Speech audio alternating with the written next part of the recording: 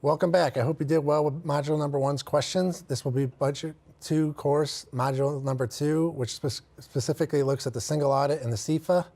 You might find this a little repetitive from our uniform guidance course. However, it's very important information, and hopefully that means you're that much better prepared for this part.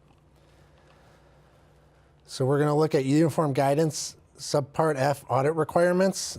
An audit is required when their non-federal entity expends more $750,000 or more during the fiscal year. This is increased threshold from the previous A133 requirements. In addition to any audit that your institution is required by any other regular audit or your state legislation or any other audit you will be required if you expend over $750,000.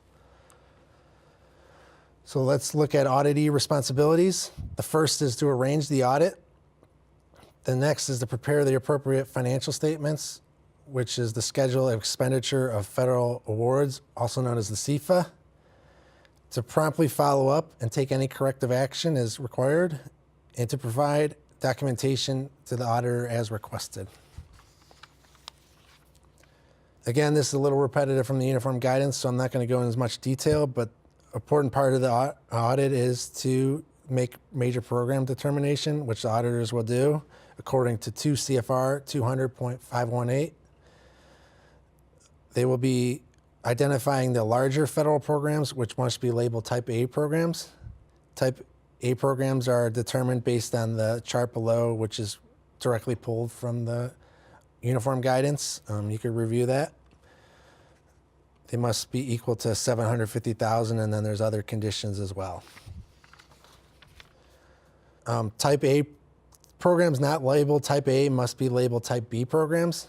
Type B programs that are high risk, as according to 2 CFR 200.519, have criteria that they could be audited. If they're high risk, they could be audited as major programs. An auditor is not expected to perform risk assessments on smaller federal programs. And these programs are Type B programs that do not exceed 25% of the Type A threshold.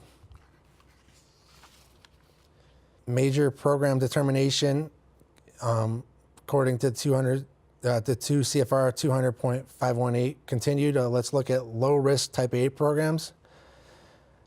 The low risk must have been audited as a major program in at least one of the 2 most recent audit periods that your institution had, and not been decided that they have internal control deficiencies. So that's going back to several other presentations we have, especially the COZO presentation, that were identified as material weaknesses, have a modified opinion on the program, or known or likely question costs that exceed 5% of the total federal awards expended for that program. Next, we're going to talk about clusters of programs. There's various clusters of programs that must be, they are audited as a cluster for identifying as a major program. And then also on your Sefa, they're broken out as a cluster of programs. They show each number individually, and then there's a subtotal for that cluster. And we're focusing on this a little bit because the TRIO program is a cluster of programs. So if you have multiple TRIO programs, you need to identify them as cluster on your Sefa. So that brings us into the Sefa. The Sefa is the schedule of expenditure of federal awards. This is your financial statement for your fiscal year on all your federal award grants, federal loan programs, financial aid. Financial aid is cluster as well, and we just mentioned the TRIO cluster. So you would state all your individual TRIO programs and then have a subtotal for the TRIO cluster as well. For any federal awards that you receive as a subrecipient, the name of the pass-through entity and identifying number that they might have given you associated with that must be included in your Sefa.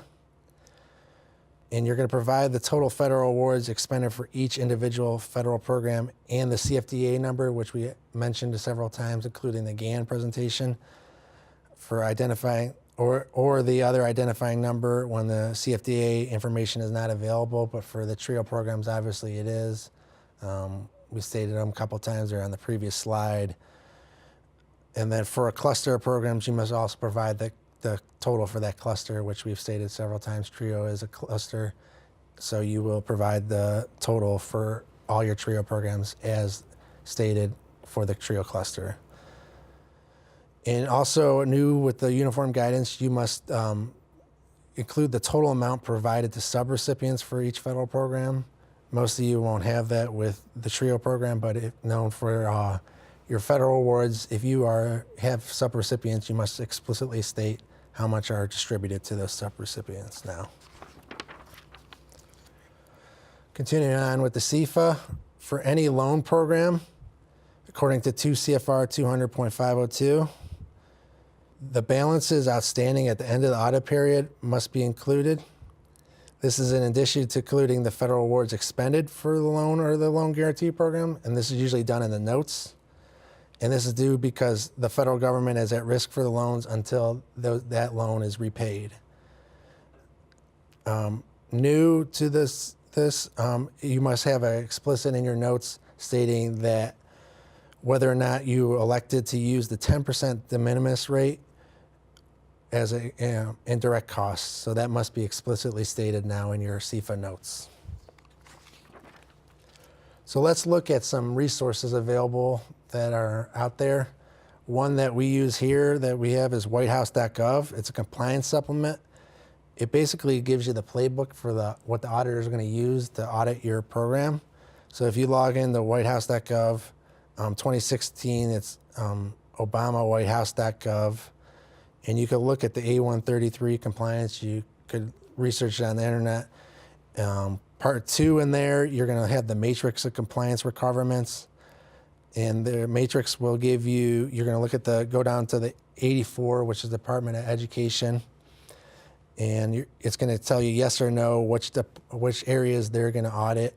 You can see that chart at the bottom of this slide. Yes or no, they're not going to audit subrecipient monitoring, but there's a lot of yeses on there, so you can go through there. And then next you will look at the part 4 of their Department of Education. At the top of that file on there, you're going to see a cross-cutting section. So this is audits procedures that they use for all or multiple Department of Education grants during their audit. And it has sections with the program objectives, program procedures, compliance requirements, and other information.